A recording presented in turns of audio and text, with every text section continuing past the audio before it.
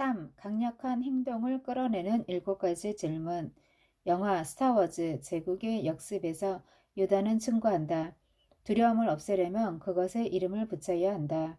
이 책에 등장하는 많은 타이탄들도 요다와 비슷한 두려움 극복 방법을 제시한다. 추상 명사인 두려움을 눈에 보이는 실체로 만들고 그것에 구체적인 이름과 정의를 붙이는 방법을 통해 생각보다 쉽게 두려움에서 빠져나온다. 그 지혜들을 소개해 보고자 한다. 최악의 상황을 구체적으로 정의하라. 영국의 정치가 벤자민 디즐레일리는 이렇게 말했다. 행동이 항상 행복을 가져다 주지는 않는다. 하지만 행동 없는 행복은 존재할 수 없다. 할 것인가 말 것인가, 시도해야 하는가 포기해야 하는가. 용감하든 그렇지 않든 우리는 대부분 하지 않는 쪽을 선택한다. 고민하는 내내 불확실하다와 실패할 것이다 라는 문장이 머릿속에서 무서운 경고처럼 따라다니기 때문이다. 그래서 우리는 아무것도 하지 않는 불행을 선택한다. 나도 예외는 아니었다. 회사를 만들어 하루 15시간씩 일했다. 실적은 나쁘지 않았지만 일하는 시간은 줄어들지 않았다. 15시간씩 일하지 않으면 당장 내일 회사가 문을 닫을지도 모른다는 불안이 내 삶의 전부를 저당 잡아 놓고는 조금씩 갉아먹고 있었다. 언젠가는 불안이 내 삶을 다 먹어치울 것이라는 사실을 알면서도 내가 할 수 있는 선택은 하루 15시간씩 일하는 것뿐이었다. 매일 새벽에 깨어나면 1년쯤 회사를 떠나 재충전의 시간을 가져야 한다는 생각이 머릿속을 파고들었다. 하지만 그 생각은 출근해 사무실 문을 여는 순간 연기처럼 사라지곤 한다. 내가 떠나면 회사는 곧장 망할 수도 있다. 각종 소송에 휘말릴 수도 있다. 그러면 회사가 파산해 창고에 가득한 재고들을 땡처리해야 한다는 보고서를 읽으며 아일랜드 어느 겨울 해변에서 홀로 괴로워하며 발가락이나 만지고 있겠지. 비를 맞으며 울고 있거나 은행 계좌의 80%가 사라지고 차고의 자동차와 모터사이클에도 빨간 딱지가 붙을 것이다. 어두운 지붕 밑에 웅크려 잠든 내게 누군가 침을 뱉는다. 화들짝 놀라 깨어난 내게 떠돌이 개가 달려들어 얼굴을 깨무는 상상을 하고 있노라면 인생은 정말 잔인하고 가혹한 골칫덩어리였다. 그러던 어느 날 나는 책을 읽다가 다음의 문장들을 만났다. 며칠 동안 남루한 옷차림으로 싸구려 음식을 먹으며 생각해보라. 이것이 내가 가장 두려워했던 상황인가? 철학자 세네카의 말이었다. 머릿속에서 함성이 울려 퍼지고 있었다. 리스크가 아니라 가능성을 선택하라. 세네카의 조언에 힘입어 나는 내가 가장 두려워하는 상황, 최악의 상황을 구체적으로 그려보고 정의하기 시작했다. 그러자 재미있는 일이 일어났다. 꼬리에 꼬리를 물고 나를 불안의 늪으로 빠져들게 했던 생각들이 돌연 긍정적인 상황을 설정하는 데 도움을 주기 시작했다. 최악의 상황은 회사가 문을 닫는 것이었다. 그러면 나는 언제든 예전 경험을 살려 임시 바텐더로 일을 시작해 월세를 마련할 수 있을 터였다. 가구를 팔고 외식부를 줄일 수도 있었다. 혹은 매일 아침 아파트 앞을 지나가는 유치원생들의 점심값을 삥 뜯거나. 방법은 많았다. 최악의 상황에 닥쳐도 생존은 가능했다. 생각이 여기에 미치자 생존을 넘어 정상적인 일상으로 돌아가는 것도 그리 어렵지는 않겠다는 자신감이 생겼다. 그 무엇보다 회사가 문을 닫는 상황이 치명적이지는 않았다. 살다 보면 뭐 생길 수도 있는 일이지. 이봐, 팀, 너무 걱정 마.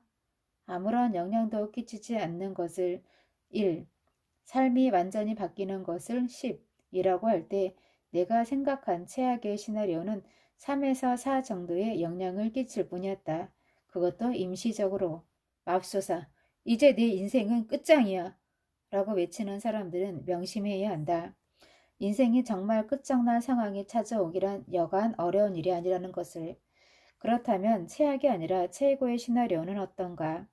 내가 생각한 최고의 시나리오는 분명 내 삶에 9에서 10 정도의 긍정적인 영향을 끼칠 것이다. 자, 정리하면 이렇다. 예를 들어 최악의 상황이 될 가능성도 낮고 최고의 상황이 될 가능성도 낮다면 우리는 어떤 상황에 베팅해야 하겠는가? 이 책을 쓰기 위해 만났던 타이탄들은 이렇게 말하곤 했다. 성공하려면 높은 리스크를 감수해야 한다고 생각한다. 맞는 말이다. 그런데 정작 큰 리스크를 감수하겠노라 결정하고 대담하게 뛰어들면 생각보다 큰 리스크는 별로 없다. 정작 리스크보다 더 많이 만나는 것은 인생을 바꿀 만한 잠재력, 즉 다양한 가능성이다. 그러므로 인생은 어떤 리스크를 선택할 것인지로 결정되지 않는다. 어떤 가능성을 선택할 것인지, 더 큰 가능성을 놓치고 있는 것은 아닌지의 여부로 결정된다는 사실을 생생하게 알게 된다. 나는 100억 혼더가 되기로 결정했고 유럽행 편도 티켓을 끊었다. 모험의 지도를 그리면서 물리적이고 심리적인 짐들을 쥐어나가기 시작했다. 아무런 재앙도 일어나지 않았다. 대신 아주 새로운 날들이 펼쳐졌다. 회사는 예전보다 더 잘 굴러갔다. 1년이 넘는 시간 동안 아무 걱정 없이 회사가 붙여주는 돈으로 전 세계를 여행할 수 있었다. 강력한 행동을 끌어내는 Q&A. 두려움 때문에 점프를 하지 못하고 있다면 아래의 질문을 읽고 답을 적어보라. 답을 열심히 생각하지 마라. 그냥 생각나는 대로 쏟아내는 것이 더 효과적이다. 답을 적은 후에는 절대 그 답을 편집하지 마라. 길게 쓰는 것을 목표로 삼아라. 한 질문에 몇 분 정도는 사용토록 하라. 1. 당신의 악몽, 즉 당신이 지금 생각하고 있는 일을 행동에 옮길 때 발생할 수 있는 최악의 상황을 정의하라. 당신에게 꼭 필요한 큰 변화를 추구했을 때 따를 것 같은 의심과 두려움. 만약의 상황은 무엇인가? 매우 구체적으로 떠올려 본다. 삶이 끝장나는가? 1에서 10까지 평가한다면 이런 일들이 실제로 일어날 가능성은 얼마나 되는가? 2. 최악의 시나리오가 현실이 되었을 때 거기서 탈출하는 데는 시간이 얼마나 걸릴 것 같은가? 어떤 단계를 거치면 가장 빠르게 회복해 예전 상태로 돌아갈 수 있을까? 아니면 최악의 상황에서도 여전히 나는 상황을 다시 통제하는 힘을 발휘해 새로운 길을 열 수는 없을까? 3. 반면에 인생에 긍정적인 영향을 끼칠 좀 더 가능성이 큰 시나리오가 가져다 줄 성과는 무엇인가? 최악의 시나리오를 파악한 후에는 좀 더 가능성이 크거나 긍정적인 성과에 대해 생각해 본다. 그것은 내부적일 수도 가로 열고 자신감과 자존감의 고취 등 가로 닫고 외부적일 수도 있다. 1에서 10으로 평가할 때 어느 정도인가? 일정 수준의 좋은 성과가 나올 가능성이 얼마나 되는가? 당신보다 덜 똑똑한 사람이 해낸 전례가 있는 일인가? 4. 오늘 직장에서 해고된다면 생계는 어떻게 유지할 것인가? 다른 선택권을 시험해 보기 위해 직장을 그만둔다면 그 선택권이 별로였을 때 다시 예전 직장이나 커리어로 되돌아올 수 있는 방법은 무엇인가? 5. 두려움 때문에 미루고 있는 일이 무엇인가? 사람들이 가장 두려워하는 일은 꼭 해야만 하는 일인 경우가 많다. 꼭 해야 할 행동을 하지 못하게 막는 것은 알 수 없는 결과에 대한 두려움이다. 최악의 상황을 정의해보고 받아들이고 행동을 하라. 이마에 새겨 넣어야 할 정도로 중요한 이 말을 다시 한번 반복하겠다. 우리가 가장 두려워하는 일은 우리가 꼭 해야만 하는 일인 경우가 많다. 성공은 그 사람이 얼마나 많은 불편한 대화를 기꺼이 할 준비가 되어 있는지로 측정된다. 매일 두려운 일을 하나씩 하겠다고 다짐하라. 나는 일면식도 없는 유명 인사나 CEO들을 접촉해 조언을 구하는 일을 열정적으로 해나갔다. 처음엔 정말 어려웠지만 이제는 자연스러운 습관이 되었다. 6. 행동을 연계함으로써 긍정적, 감정적, 물리적으로 어떤 대가를 치르고 있는가? 우리는 행동에 따르는 잠재적인 단점만 생각해서는 안 된다. 행동하지 않음에 따르는 끔찍한 비용 또한 구체적으로 측정할 줄 알아야 한다. 지금 당신을 열광하게 하는 목표를 추구하지 않는다면 1년, 5년, 10년 후 어떤 모습일까?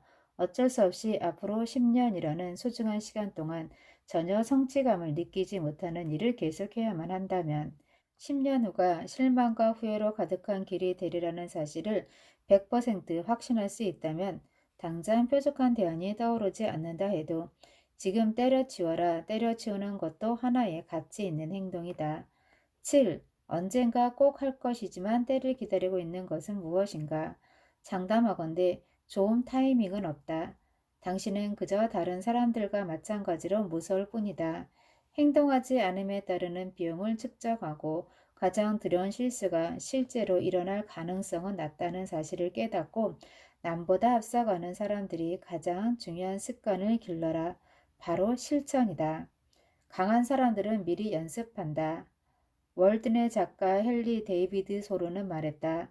우리가 얻을 수 있는 부유함은 우리가 기꺼이 내려놓을 수 있는 물건의 숫자에 비례한다. 두려움을 내려놓을 수 있는 또 다른 방법은 두려움을 리허설해 보는 것이다. 분기에 한 번씩 정기적으로 최악의 시나리오를 자신에게 조금씩 주의시키는 것이다. 네이비 실을 지휘했던 조코 윌링크는 내게 이렇게 말했다. 네이비 실이 최강의 팀이 된 것은 평소에 극한 상황을 설정해 계속 훈련했기 때문이다. 그러면 고통과 절망, 두려움 같은 감각들이 둔해진다. 그래야 진짜 상황이 닥쳤을 때 훌륭하게 대처한다. 평소 이런 훈련을 하면 실전에서는 생각지도 못한 힘이 생겨나기도 한다.